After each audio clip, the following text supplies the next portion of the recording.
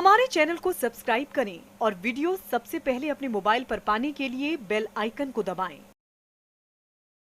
शुक्रिया vice chairman साहब। कोई भाषण की शक्ल में नहीं है, एक शोक संतप्त गणतंत्र के एक अदना नागरिक समझिए या एक जनप्रतिनिधि समझिए, उसकी ओर से कुछ बातें कही जा रही हैं। और सबसे पहले माफीनामा उन तमाम लोगों को जिनकी मौत को भी हम एक्नॉलेज नहीं कर रहे हैं, जो हम जान ही रहे हैं कि वो मारे गए। तो ये माफीनामा सर सिर्फ मेरा नहीं है। मैं इसलिए ये बात कह रहा हूं कि मई के महीने में मैंने 6 आर्टिकल लिखे। संसद चल नहीं रही थी, कहां अपनी शिकायत ले जाते, किससे कहते। मुझे भाजपा के मित्रों ने, कई साथियों ने कॉल किया, बधाई दी। मैं उनका भी एहतराम करता हूं और कहता हूं कि ये भरोसा इस सदन का है कि हम सबको एक साझा माफीनामा उन लोगों के नाम भेजना चाहिए जिनकी लाशें गंगा में तैर रही थी। किसी ने कह दिया ये, किसी ने कह दिया वो। सर दूसरी चीज, मैंने कल सेक्रेटरी जनरल साहब से बात करने की कोशिश की, बाकी जगह भी। किसी 2 सत्र के बीच में सर 50 लोगों की ऑबिचुअरी आज तक कभी नहीं हुई संसदीय इतिहास में। राजीव सातव की उम्र थी जाने की इस दुनिया से। रघुनाथ महापात्रा जब मिलते थे गले लगाते थे, बोलते थे जय जगन्नाथ। अचानक में वो नहीं है। ये पीड़ा व्यक्तिगत है, आंकड़ा मैं नहीं कहना चाहता हूं, मेरा आंकड़ा, तुम्हारा आंकड़ा। अपनी पीड़ा में आंकड़ा ढूंढिए। एक व्यक्ति नहीं है इस देश में, इस सदन में, सदन के बाहर, उस सदन में जो ये कहे कि उसने किसी जानने वाले को ना खोया हो। सर पीड़ा कह सकता हूं। ऑक्सीजन के लिए लोग फोन करते थे, हम अरेंज नहीं कर पाते थे। लोग समझते हैं सांसद है, ऑक्सीजन पहुंचा देगा। 100 फोन में पूरे दिन में शाम को बैठ के देखते थे, सक्सेस रेट 2, सक्सेस रेट 3। हमको कौन सा आंकड़ा कोई बताएगा साहब? हमको नहीं चाहिए, किसी आंकड़े की बात नहीं करनी है।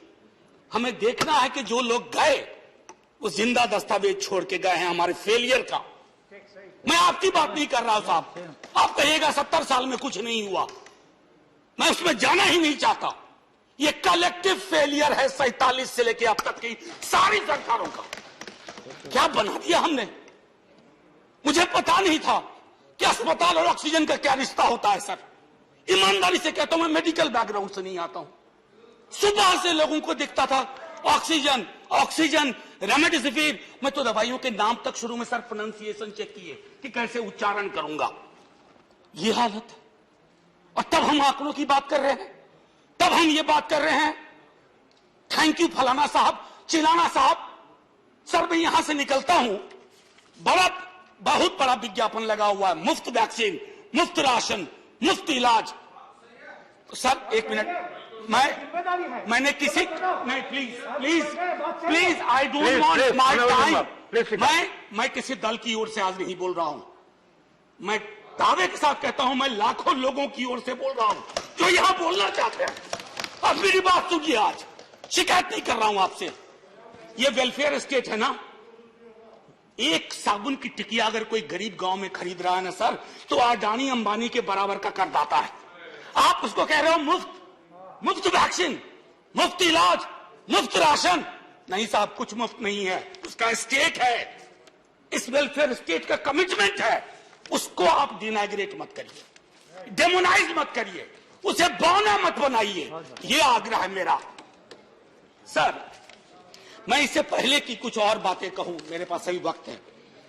सर इस कोरोना को मैं भी मानता हूं, मेरे पूर्व के वक्ता कुछ कह रहे थे, ये चैलेंज है हमारे लिए सर।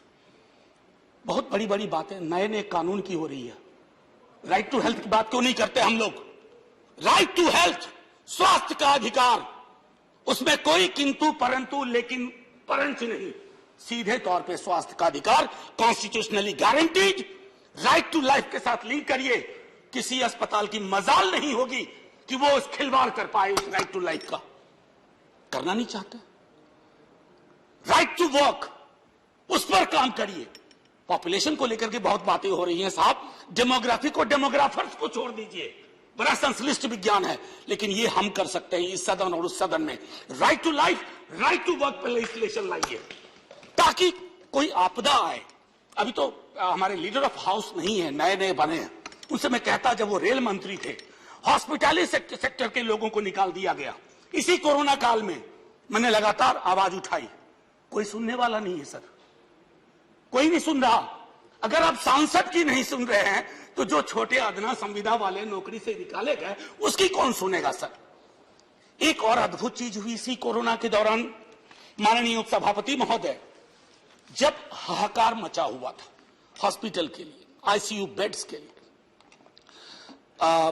दवाइयों के लिए, यह हाहाकार जब मचा हुआ था उस दौर में सर कई चीजें हुई, जिसमें से एक जो महत्वपूर्ण चीज मैं जिसका जिक्र करूंगा, उस हाहाकार में सरकारें, मैं सिर्फ केंद्र को नहीं कह रहा हूं, कई राज्य सरकारें भी नदारत थी। वो 1.5 महीना कैसे बिताया है इस मुल्क ने, हमारे सदन के कोई लोग बड़े मुश्किल से बच के आए हैं, मैं नाम नहीं लूंगा, पूरे देश ने वो वक्त कैसे बिताया है, नाइटमेयर की तरह लगता है सर, डरावना लगता है। एक मेरा स्टूडेंट पढ़ा है, वह 37 साल का, हॉस्पिटल का बेड जब तक मैंने अरेंज किया वो दुनिया छोड़ के जा चुका था। मैं इसलिए बार बार इसको किए इसलिए ये कह रहा हूं कि इसमें व्यक्तिगत पीड़ा को ढूंढिए, तब हम इसका निदान ढूंढ पाएंगे। मेरी नाव तुम्हारी नाव, मेरा काल तुम्हारा काल, ये तो बहुत कुछ हुआ, इस भौकाल से आपको कुछ हासिल नहीं होगा। सर बस 1 मिनट और लूंगा, जो मैं कहना चाह रहा था। सर एक खत मैंने मृतात्माओं के नाम लिखा था, कुछ कर नहीं पा रहा था, बेबसी में एक खत लिखा जो लोग इस दुनिया से चले गए, उसमें कुछ मैंने सलाह दी थी सर सरकार से। और ये जो उस बीच में कहा गया कि सरकारें फेल नहीं की, सिस्टम फेल कर गया। अरे साहब ये सिस्टम क्या है? बचपन से सुनते थे कि सिस्टम के पीछे व्यक्ति होता है, सिस्टम के पीछे एक संरचना होती है। अगर वो सिस्टम फेल किया है, चाहे दिल्ली में या किसी गांव की गलियों में, तो वहां की सरकारें फेल गई। सिस्टम का नाम इसे मत दीजिए, क्योंकि यही वो सिस्टम बनाते हैं। धन्यवाद। और आप बस आखिरी टिप्पणी करने दीजिए। प्रोफेसर धन्यवाद, आपको ज्यादा टाइम दे चुका हूं मैंने। सर बस 10 सेकंड लूंगा। आज जय हिंद बोलने में भी वो खुलूस नहीं आ रहा है जो आम दिनों में हुआ करता है। मैं सिर्फ इतना आपसे आपके माध्यम से कहना चाहता हूं, मैंने एक शिकायत नहीं की सर, किसी से नहीं। किससे शिकायत करेंगे? आहत हूं, जगाना चाहता हूं स्वयं को भी, आपको भी, क्योंकि अगर गंगा में तैरती लाशें, सर जिंदगी में डिग्निटी चाहिए, मौत में उससे बड़ी डिग्निटी चाहिए। हमने अनडिग्निफाइड डेथ को विटनेस किया है, और अगर हमने इसको दुरुस्त नहीं किया सर, आने वाली सदियां माफ नहीं करेगी। आप बड़े बड़े इश्तहार छपवाओ, अखबारों के 4 पन्ने रंग दो, फलाना थैंक यू सर इतिहास को थैंक यू कहने का मौका मिलना चाहिए। धन्यवाद। जय हिंद साहब।